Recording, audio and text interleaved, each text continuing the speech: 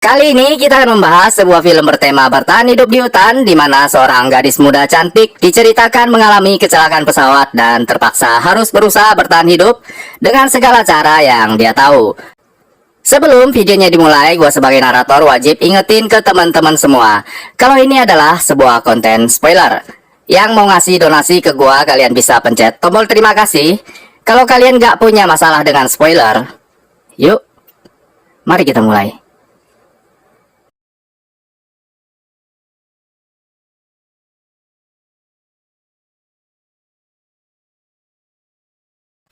Pada pembukaan film, terlihat seorang gadis cantik yang sedang duduk seorang diri di ruangan tunggu bandara, menunggu keberangkatan pesawatnya. Dia adalah Olivia, tokoh protagonis di dalam cerita ini. Cam mana bang? Cantik nak? Cantik kan? Cam bunga. Tidak lama kemudian, terdengar pemberitahuan bahwa pesawat menuju Inuvik dibatalkan penerbangannya. Dalam seketika, lift pun langsung terlibat cekcok dengan petugas penjualan tiket. Someone before they leave again. She doesn't know I'm, but I can't help you today. Can you get me on a plane or not? It was like an hour ago? Yeah, sorry about that. Maybe you should tell her. She doesn't know I'm coming. Ketika Liv sedang duduk meratapi nasibnya, tiba-tiba saja dia mendengar dua orang babang ganteng yang membicarakan penerbangan mereka menuju Inuvik.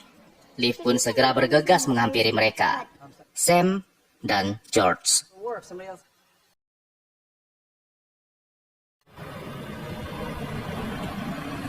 Liv memohon kepada kedua babang ini supaya mengikutkan dirinya di dalam pesawat mereka.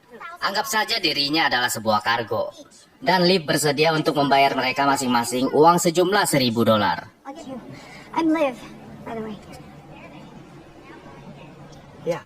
Meskipun Sam dan George berusaha untuk menolak tawaran yang diberikan oleh Liv, namun Liv terus-menerus memaksakan keinginannya itu. Sehingga kejadian itu langsung menarik perhatian security bandara. Dan dengan terpaksa si babang pun segera menuruti permintaan Barbie. Sepertinya mereka tidak mau menjadi pusat perhatian.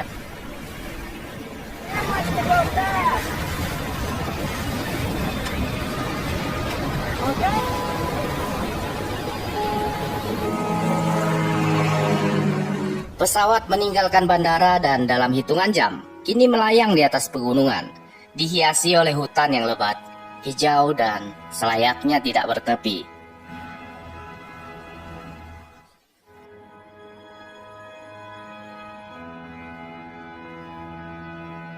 Sepanjang penerbangan itu, Liv tampak gugup dan takut. Sam kemudian mencoba untuk menenangkan Liv dengan mengajaknya berbincang-bincang. Mereka pun berkenalan. Sam berkata bahwa dirinya adalah seorang fotografer yang bekerja untuk National Geographic. Dalam ekspedisi ini, Sam akan memotret karibu, sejenis rusa kutub yang habitatnya tersebar di penjuru Arktik. Tidak lama kemudian, Liv pun memutuskan untuk tidur.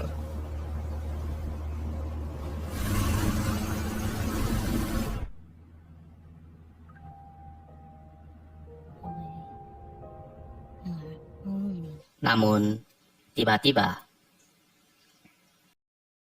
dirinya terbangun dan mendapati pesawat mengalami gagal mesin.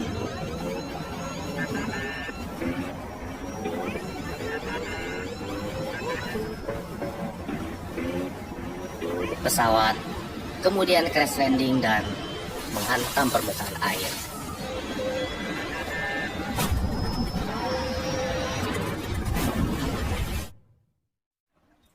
Badan pesawat yang terluka membuat air segera masuk dan memenuhi kabin. Liv membebaskan Sam, namun Sam yang panik karena dia tidak bisa berenang, segera menyelamatkan dirinya dan keluar dari pesawat.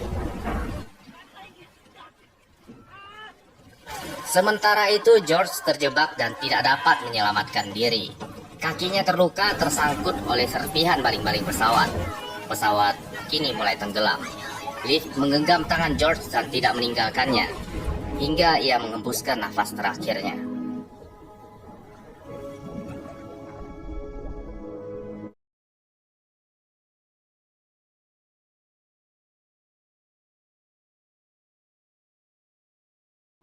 Sesampainya di permukaan air, Liv pun berusaha untuk menyelamatkan Sam yang tidak bisa berenang.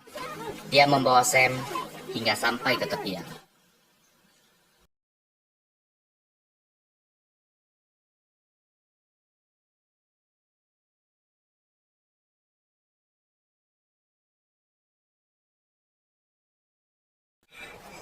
Sam! Sam!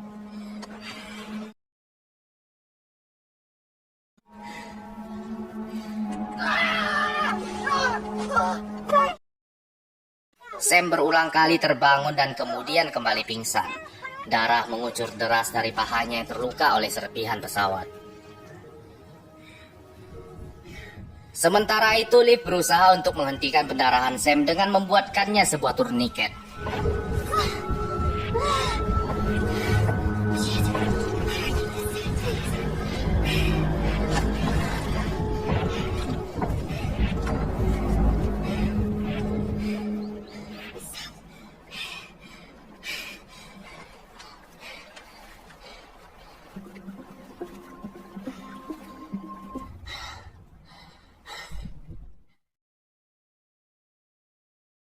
Liv tampak kebingungan. Dia mengeluarkan handphonenya untuk menelpon bantuan. Namun tidak ada sinyal sama sekali.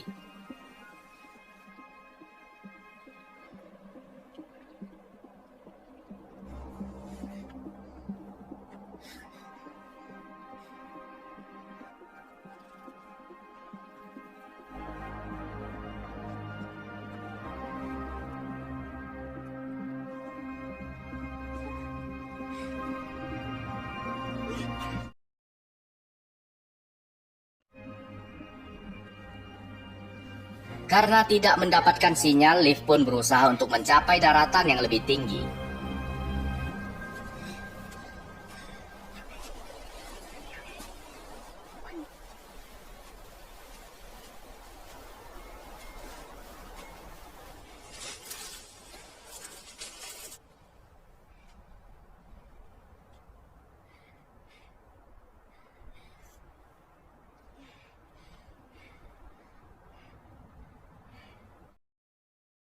Namun, usahanya itu sama sekali tidak membuahkan hasil. Sejauh matanya memandang terhampar luas, lautan hutan hijau yang tidak bertepi.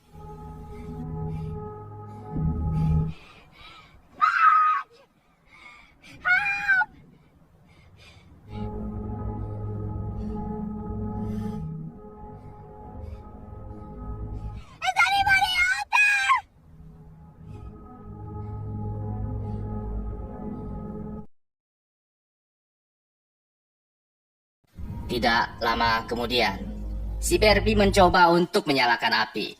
Namun dia tidak berhasil. Matahari pun mulai tenggelam. Liv mengumpulkan ranting dedaunan yang kemudian ia gunakan untuk menghangatkan dirinya dan Sam.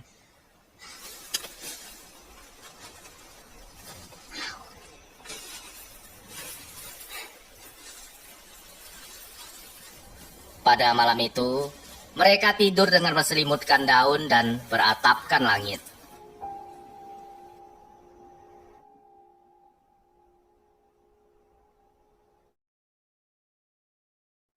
Keesokan harinya, Liv terbangun dan memeriksa keadaan Sam yang menjerit kesakitan.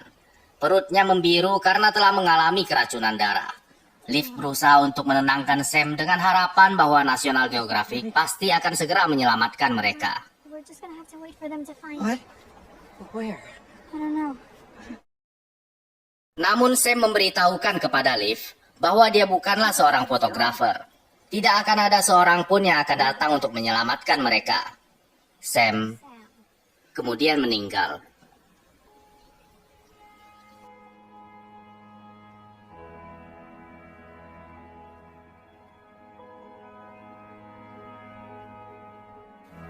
Kini Liv harus bertahan hidup seorang diri.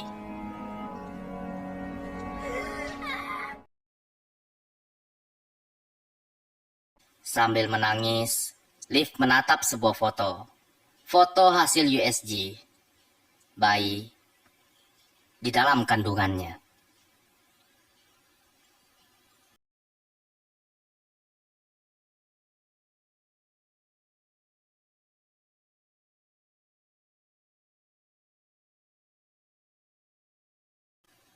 Di tengah kebingungan yang melanda dirinya, pandangan mata Liv tertuju ke tengah-tengah danau. Lokasi tempat pesawat yang ditumpanginya itu karam. Liv kemudian memutuskan untuk menyelam.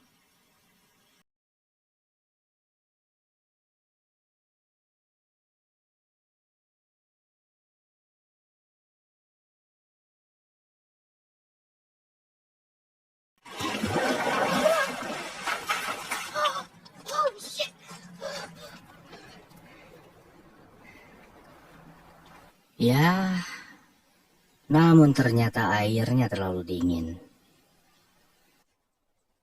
Liv kemudian berencana untuk membuat sebuah rakit.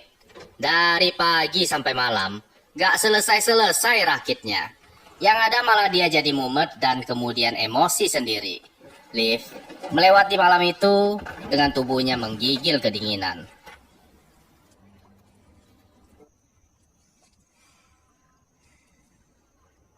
Pada keesokan pagi harinya, Liv kembali memandangi danau. Dia tidak mudah untuk menyerah. Kali ini dia memutuskan untuk berenang dengan menggunakan pakaian lengkap. Dengan beralatkan sebatang pohon kayu sebagai pelampung, Liv masuk ke dalam air yang dingin itu. Dia mendayung kedua kakinya, terus dan terus, hingga akhirnya sampai di titik lokasi karamnya pesawat terbang.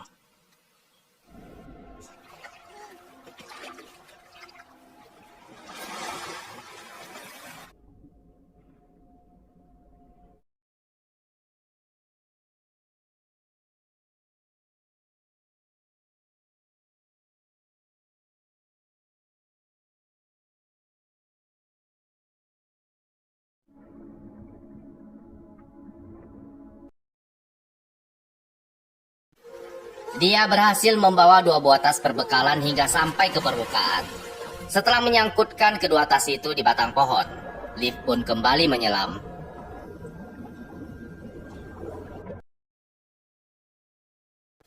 Liv berusaha untuk mengambil radio dan telepon satelit yang berada di dalam pesawat.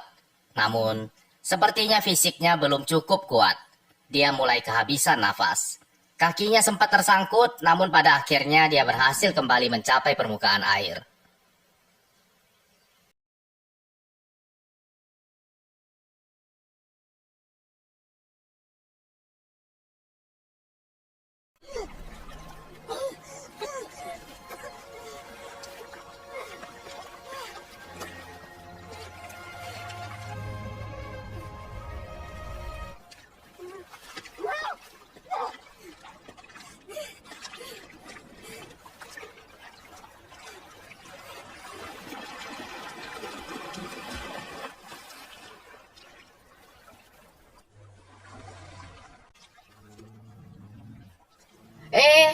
Ada beruang.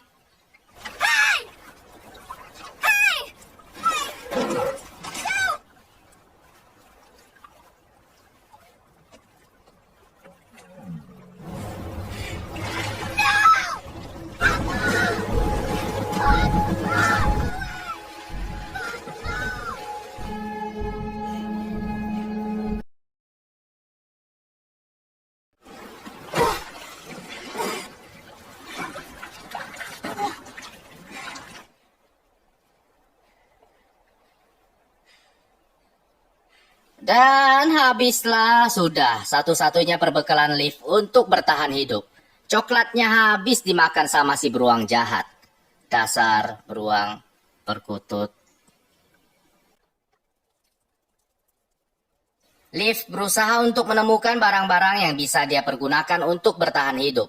Namun sepertinya semua barang-barang yang dia bawa tidak akan membantunya. Ketika Liv membuka tas ransel yang berhasil dia selamatkan, dia menemukan uang ratusan ribu dolar yang terbungkus rapi di dalam plastik.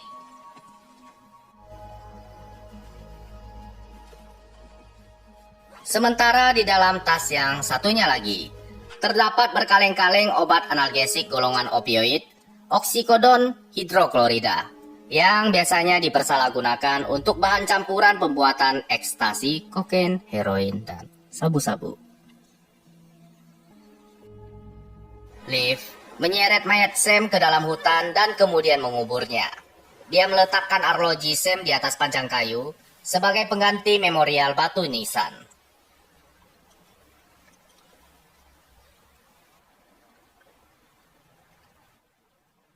Termenung seorang diri, menatap kedua buah tas hitam itu, Liv pun kemudian berpikir, apalah gunanya sekantong uang dan stok narkoba seumur hidup apabila dirinya yang cantik ini harus terdampar seorang diri di tengah-tengah hutan berkutut. Jangan salah kawan.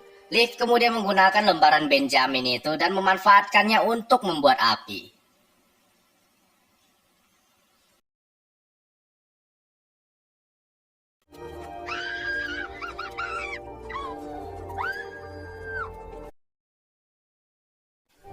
Ya Allah, senangnya hati si Barbie. Setidaknya pada malam itu Liv tidak perlu menggigil kedinginan. Ada sebuah api unggun kecil yang menemaninya. Liv selalu mencatat setiap hari yang berlalu, mengukirnya di sebuah batang pohon. 3 hari sudah dia lewati. Namun, ternyata dirinya kini mulai berhalusinasi. Dia mulai merasakan kehadiran Sam yang telah mati, menjelma menjadi sebuah suara.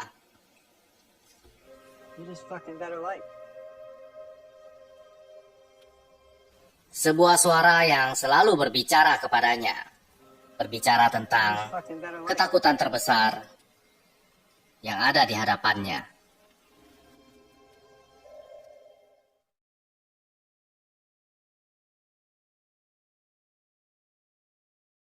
Liv menatap api unggun sambil menjilati bungkus coklat yang isinya sudah dimakan habis sama si beruang jahat. Namun ternyata imajinasi semata tidak bisa membuat perutnya menjadi kenyang. Narkoba juga tidak bisa dimakan. Untung saja si Barbie yang satu ini tidak mudah kehabisan akal. Sebuah gunung yang terpampang nyata di hadapannya membuat Liv menyadari bahwa tidak jauh dari sana terdapat sebuah mata air yang berasal dari es yang meleleh dari atas gunung.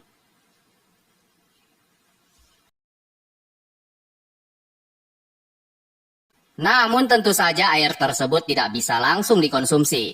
Terdapat bakteri di dalamnya yang berasal dari kotoran binatang yang hidup di daerah itu.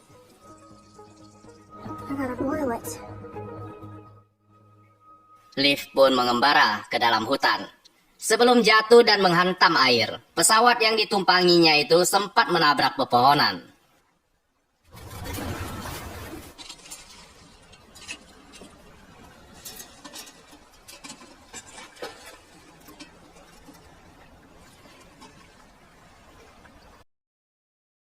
Dari serpihan pesawat itulah, Liv kemudian membuat sebuah wadah untuk memasak air. Beberapa menit kemudian, air pun mulai mendidih.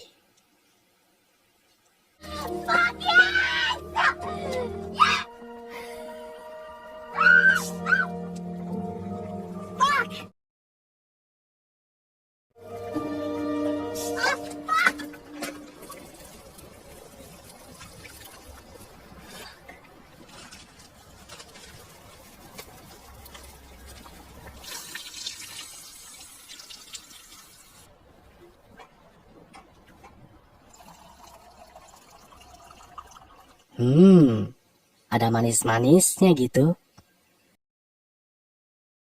Liv mencoba untuk menangkap ikan dengan menggunakan tangannya. Namun tentu saja dia tidak berhasil. Dia mengambil peralatan menjahit yang kebetulan ada di dalam tasnya dan lalu membuat sebuah tali pancingan.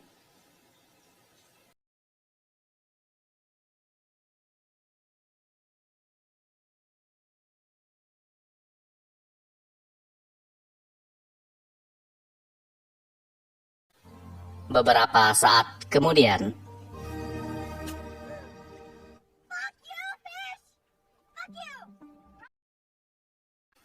ikan perkutut tidak berhasil ditangkap. Liv pun kembali mengembara ke dalam hutan.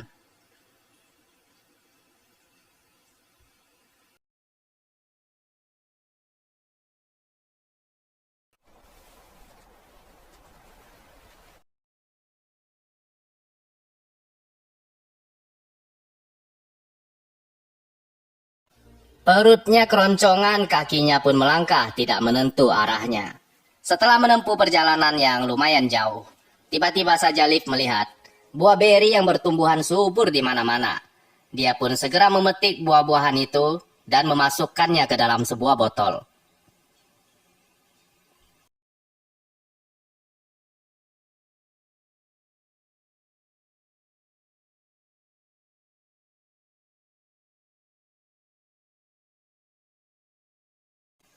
Liv kemudian mencuci buah-buah beri itu dan memisahkannya berdasarkan warnanya. Sam pun kembali menghantuinya. Nakut-nakutin si Liv supaya jangan memakan buah-buahan beri itu. Mengandung racun katanya. Namun yang berwarna merah terasa sangat manis. Liv pun segera menghabiskannya.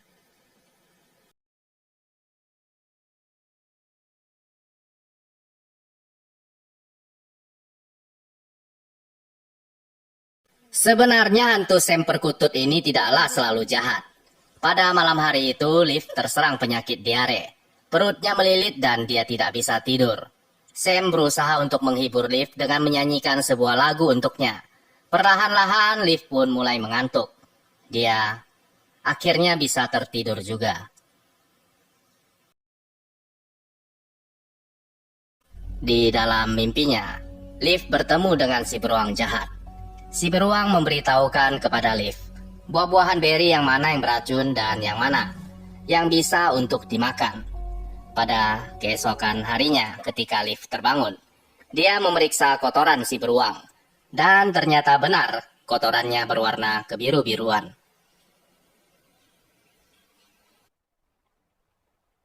Buah beri yang satu itulah yang seharusnya dia makan. Setelah menunggu selama beberapa saat, ternyata pada hari itu Liv tidak mengalami diare sama sekali. I'm good. Hatinya pun kini menjadi tenang. Sekarang dia sudah punya bekal untuk bertahan hidup. Liv kembali menempuh perjalanan untuk mengumpulkan buah-buahan beri yang berwarna ungu itu.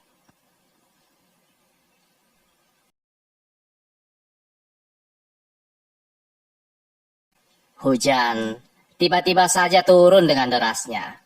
Liv mencurahkan semua narkobanya menggunakan wadahnya untuk menampung air. Dia menyisakan satu botol untuk berjaga-jaga apabila diperlukan di dalam keadaan darurat. Liv kemudian berteduh di bawah shelter yang sudah dia buat. Hujan pun baru berhenti ketika matahari sudah tenggelam di ufuk barat. Kini Liv memiliki persediaan air bersih yang melimpah. Tiba-tiba saja, dirinya mendapatkan sebuah pencerahan. Dia pun mulai berlari menembus gelapnya hutan, sambil sesekali meninggalkan penanda dari untaian tali plastik.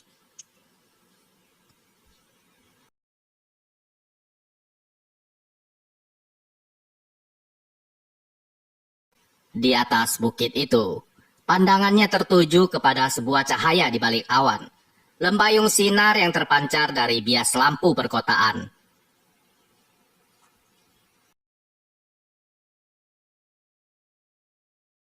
Bahkan hantu Sam pun ikut merasa tertegun.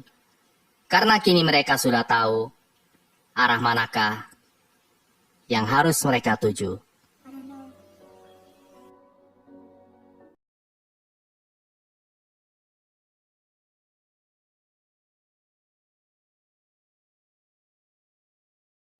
Pada keesokan paginya, Liv memilah-milah semua barang yang dia miliki. Membawa seringan mungkin bersamanya barang-barang yang dirasa penting untuk kelangsungannya bertahan hidup.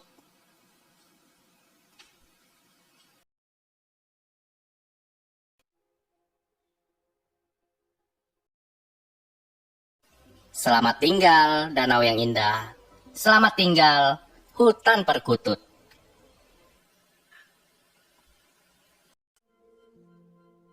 Secercah harapan yang aku cari ada di balik gunung itu.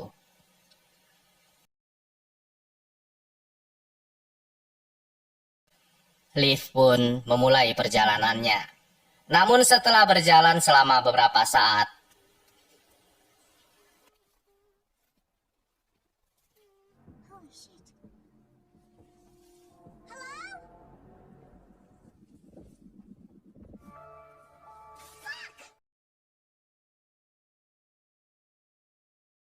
Ternyata Liv hanya berputar-putar di tempat yang sama. Sam pun kembali menghantuinya. Liv berusaha untuk tetap tenang.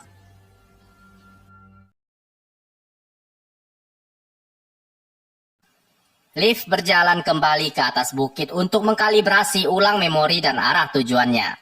Dia pun segera menyadari bahwa dia membutuhkan sebuah kompas, yang kebetulan bisa dia buat dengan menggunakan jarum jahit dan spons bedak kosmetiknya. Namun pertama-tama jarum besi itu harus diinduksi dengan menggunakan sebuah magnet.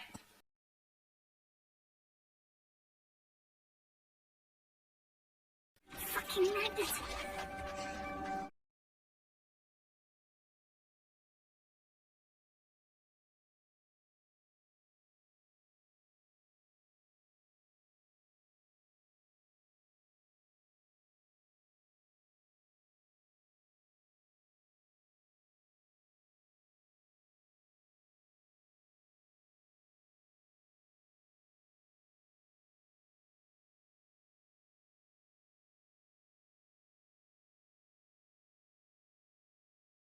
Dia menambahkan 1 hari pada kalender kayunya, beserta sebuah ukiran tulisan bahwa Liv pernah ada di sini.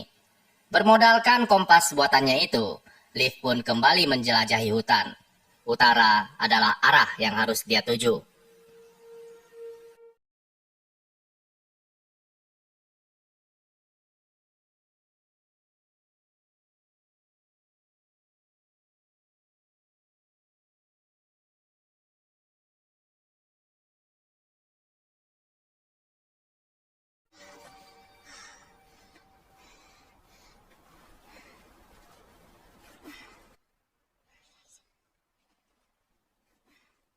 Namun, semakin lama dia berjalan, ransel yang ia bawa pun semakin lama kian terasa semakin berat. Liv pun kemudian mengeluarkan laptopnya dan lalu membuangnya. Seiring kakinya melangkah, satu persatu barang-barang yang tidak terlalu penting baginya untuk bertahan hidup dia jatuhkan. Selain untuk meringankan beban, barang-barang itu juga berfungsi sebagai suatu penanda atas rute yang telah dia lalui. Liv juga mengeluarkan handphonenya. Dia mengganti pesan suara mailboxnya untuk memberitahukan kepada sesiapapun yang menelpon nomornya bahwa dia mengalami kecelakaan pesawat dan sekarang sedang terdampar di hutan. Dan untuk melampiaskan kekesalannya itu, dia bahkan mengirimkan sebuah pesan suara kepada ibunya yang telah meninggalkan Liv sejak umurnya masih berusia kanak-kanak.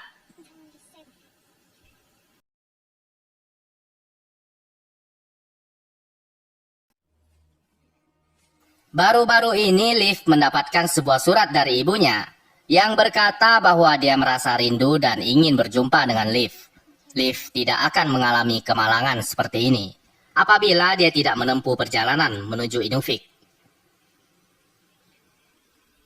Setelah mengungkapkan kekesalannya itu, Liv pun kemudian meninggalkan handphonenya.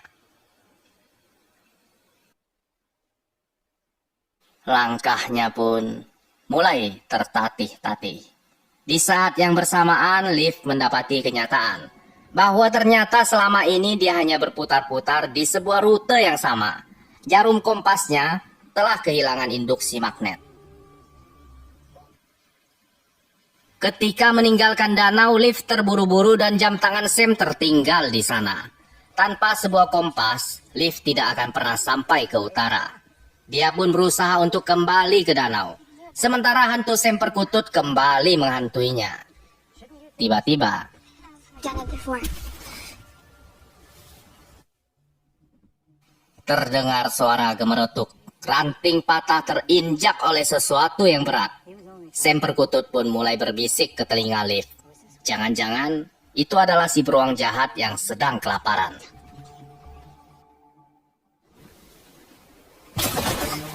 Liv pun langsung nyibrit secepat mungkin. Dia berusaha untuk memanjat pohon demi untuk menyelamatkan dirinya. Namun rantingnya patah dan si Barbie pun terjatuh.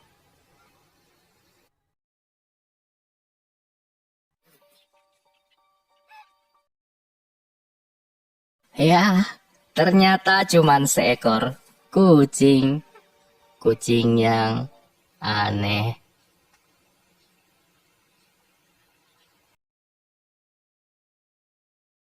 Liv sempat tertidur sebentar, namun dia segera terbangun karena mendengar suara mesin pesawat terbang. Dia berteriak sekuat-kuatnya sambil berlari untuk mengejar suara pesawat itu.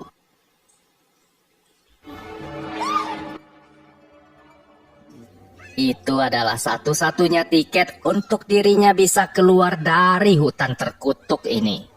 Namun, kanopi hutan yang terlalu lebat tidak memungkinkan pesawat untuk melihatnya. Ketika Liv sedang berlari dan berteriak, tiba-tiba dia terperosok jatuh ke dalam lubang. Sebuah batu jatuh dan menimpa dirinya. Ketika Liv tersadar, dia menyadari bahwa kedua kakinya terhimpit oleh bebatuan. Kepalanya pun terluka dan mengeluarkan darah. Di saat Liv sedang terbaring menatap celah-celah tebing tempat di mana dia terjatuh, tiba-tiba saja tercium bau asap rokok. Terlihat ibunya sedang terbaring santuy dan ngudut di samping dirinya.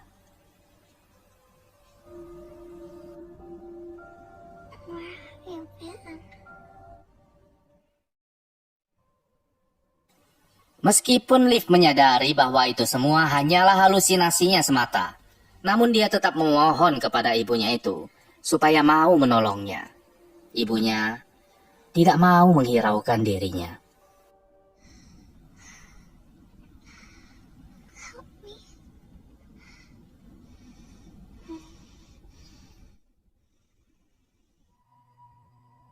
Liv mengambil sebongkah batu dan berusaha untuk memahat batu besar yang menimpa dirinya.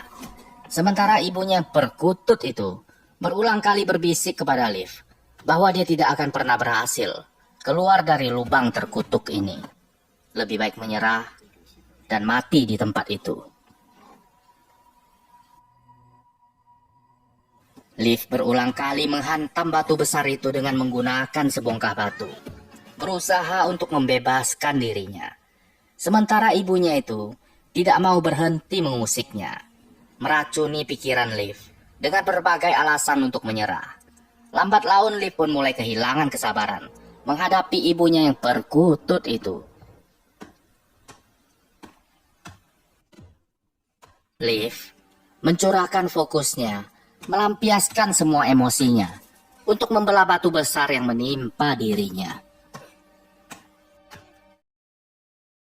Akhirnya perlahan-lahan, batu besar itu pun mulai retak. Liv tampak meringis kesakitan, namun setidaknya dia berhasil membebaskan kakinya dari himpitan batu itu. Kini dia harus mencari cara untuk keluar dari lubang terkutuk ini.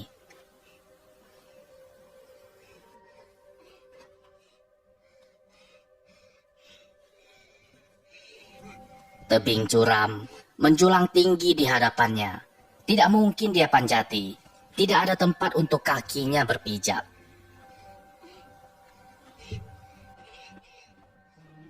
Bisikan ibunya pun mulai kembali meracuni pikirannya.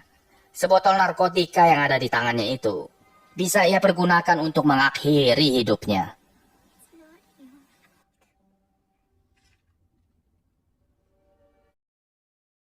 Sambil menangis, Liv menatap foto USG bayi di dalam kandungannya.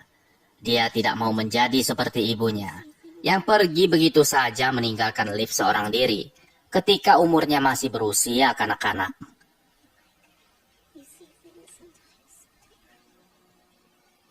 Liv bukanlah seorang wanita yang gampang menyerah. Dia menolak untuk mati. Ketika Liv membuang botol oksi yang ada di genggamannya, dia mendengar bunyi gema yang merambat, memantul dari sela-sela celah tebing.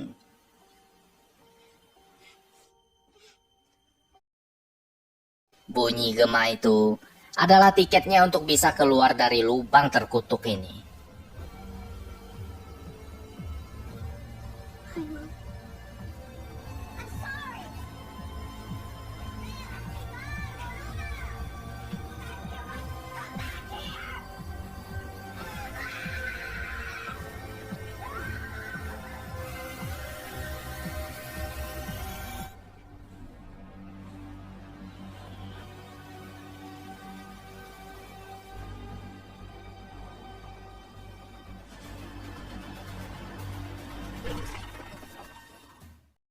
Sian si Barbie. Sudah jatuh ke lubang, sekarang jatuh lagi dari atas tebing.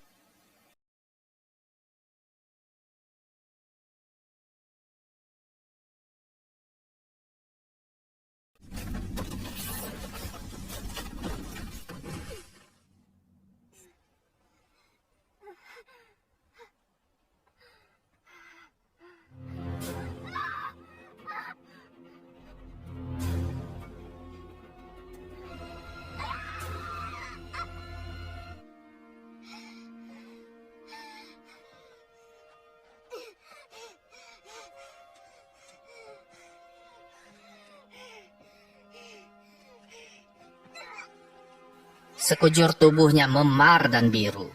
Kakinya juga keseleo. Namun Liv berusaha untuk bangkit. Tekadnya sudah bulat untuk keluar dari hutan terkutuk ini. Utara adalah arah yang harus dia tuju.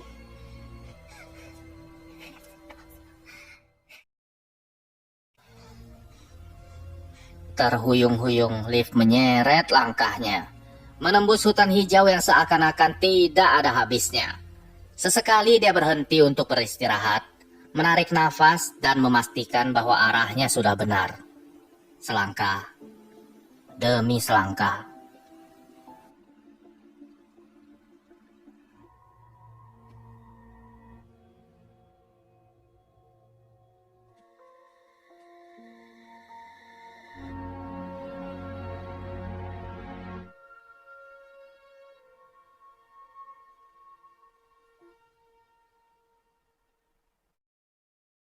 Dua hari sudah, Liv berjalan menembus hutan.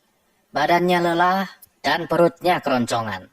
Setiap kali Liv mulai kehilangan semangatnya, dirinya selalu berhalusinasi, menjelma menjadi Denny kekasihnya, yang selalu memberikan semangat untuknya, mengajaknya berbincang-bincang, mengalihkan perhatiannya, supaya tetap fokus dan terus berusaha.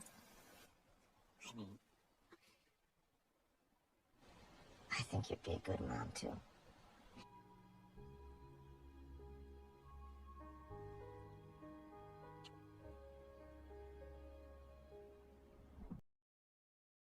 Penderitaan yang dialami oleh Liv ini membuat dirinya mendapatkan pencerahan. Sebuah hikmah tentang arti hidup yang sebenarnya. Sejatinya sebuah kehidupan diwarnai oleh berbagai jenis pengalaman dan perasaan.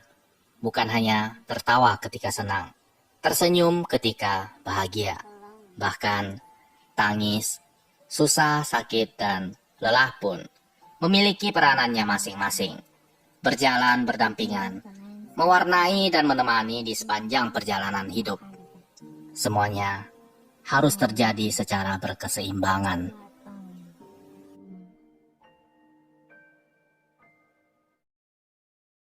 Tertatih-tatih Liv berjalan dan menyeret langkahnya. Tiba-tiba saja dia mendengar bunyi deru mesin mobil, yang ternyata adalah bunyi air yang menghantam bebatuan. Dari sebuah ngarai yang terbentang panjang membelah hutan hijau nan lebat itu menjadi dua.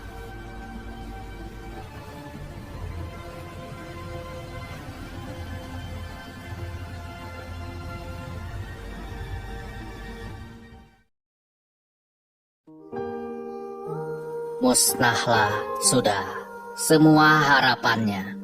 Pupus bersama dengan arus jeram yang begitu deras.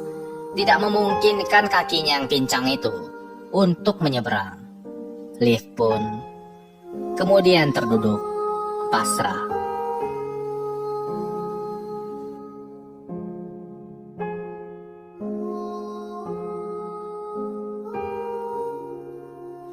Namun tiba-tiba saja dia melihat ayahnya sedang berdiri di sampingnya. Kemudian duduk dan berbincang-bincang kepadanya. Sungguh suatu tempat yang teramat indah untuk duduk berdua, bernostalgia mengenang semua masa terindah yang pernah mereka lewati.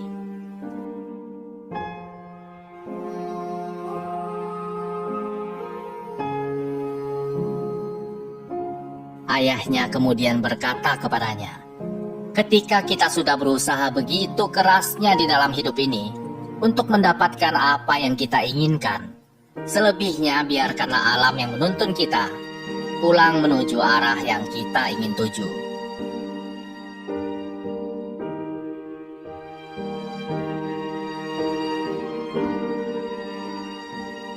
Sambil tersenyum, ayahnya kemudian memberikan kepada Liv seikat surat yang diperuntukkan kepada Liv dari ibunya.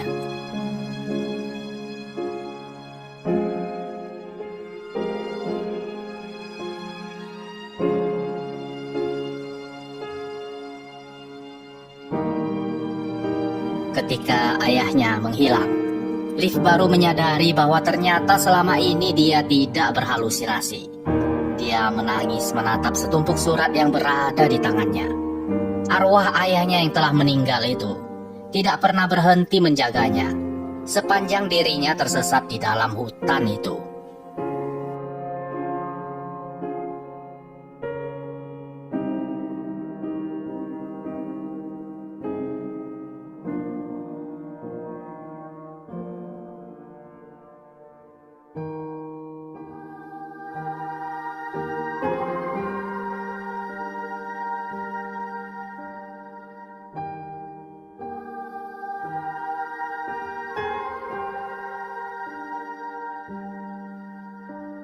Liv mempasrahkan nasibnya, percaya kepada petuah yang diberikan oleh ayahnya.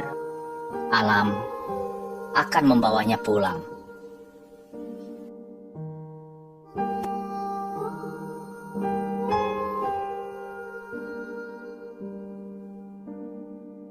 Liv terombang-ambing, terbawa oleh arus, memeluk sebuah kayu yang dia pergunakan sebagai pelampung.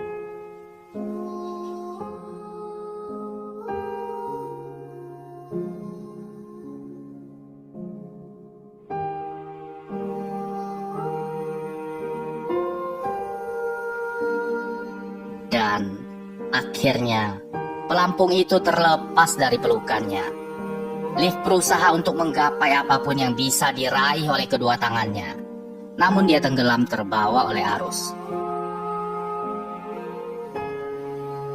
Imajinasinya memutar kembali semua kilas balik kejadian dan memori yang pernah ia jalani di sepanjang perjalanan hidupnya.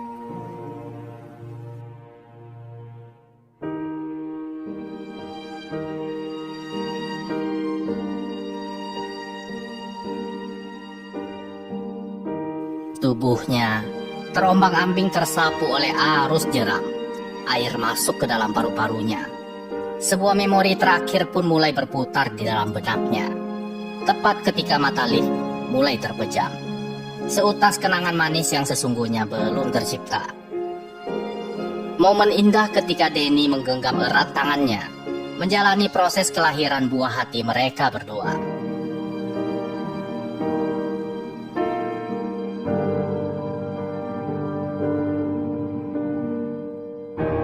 Sepasang kekasih yang kebetulan sedang memancing di jeram segera bergegas untuk